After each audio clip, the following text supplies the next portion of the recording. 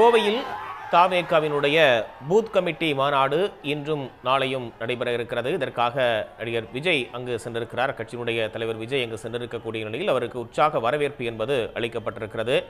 கூடுதல் விவரங்களோடு செய்தியாளர் தென்னிலவன் இணைப்பில் இருக்கீங்க. விவரங்கள் தென்னிலவன்.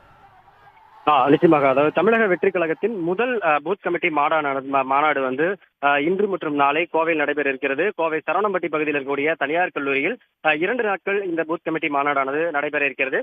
அதற்கான ஆயத்த பணிகள் அங்கு முடிவற்ற நிலையில இன்றைய தினம் இந்த பூத் கமிட்டி மாநாட்டில் கட்சியின் தலைவர் விஜய் வந்து பங்கேற்கிறார். அதற்காக சென்னையிலிருந்து கோவை வந்த தவிக தலைவர் விஜய்க்கு வந்து உற்சாக வரவேற்பு வழங்கப்பட்டது. கோவை விமான நிலையத்திலிருந்தே பாத்தீங்கன்னா ஆயிரக்கணக்கான கட்சியினர் மற்றும் விஜய் ரசிகர்கள் வந்து இங்கு குவிந்திருந்தார்கள்.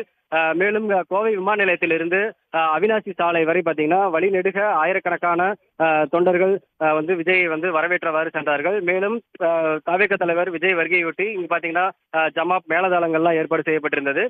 கிட்டத்தட்ட 20 நிமிடங்களாக இந்த சாலையில் ஊர்வலமாக வந்த விஜய் தற்போது இங்கு அருகாமையில் இருக்கக்கூடிய லீமெட்டின் ஹோட்டல் சென்றிருக்கிறார். இதனைத் தொடர்ந்து சரியாக மதியம் 2 மணி அளவில் இங்கிருந்து சரவணம்பட்டியில் அந்த பூத் கமிட்டி மாநாடு நடைபெறும் அந்த கல்லூரிக்கு செல்ல இருக்கிறார். 3 மணி அளவில் அந்த பூத் கமிட்டி மாநாடானது நடைபெற இருக்கிறது. குறிப்பாக பாத்தீங்கன்னா 2026 சட்டமன்ற தேர்தலுக்கு அந்த களப்பணிகளை வந்து எவ்வாறு மேற்கொள்ள வேண்டும் என்பது குறித்தான பல்வேறு ஆலோசனைகள் வந்து இந்த பூத் கமிட்டி மாநாட்டில் நடைபெற இருக்கிறது.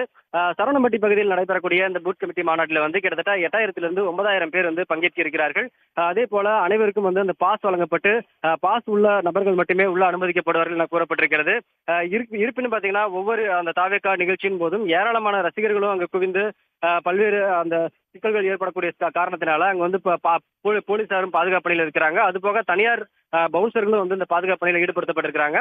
தற்போது பாத்தீங்கன்னா கோவை விமான நிலையம் வந்த தாவேகா தலைவர் விஜய்க்கு வந்து உற்சாக வரவேற்பு வழங்கப்பட்டது. ஆயிரக்கணக்கான தொண்டர்கள் படைசூழ அவர் இங்கிருந்து தற்போது அவர் தங்கும் அந்த லீமெட்டின் ஹோட்டல் சென்றிருக்கிறார்.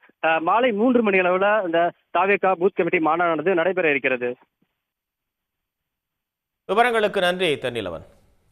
உடனுக்குடன் செய்திகளை தெரிந்து கொள்ள சன் நியூஸ் பெல் ஐகானை கிளிக் பண்ணுங்க.